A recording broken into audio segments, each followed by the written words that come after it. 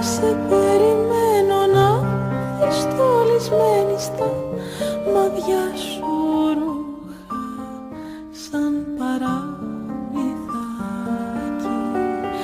Θα σε περιμένω να δεις στολισμένη και σε νιώθω χρυσαφιά και σκόρπια.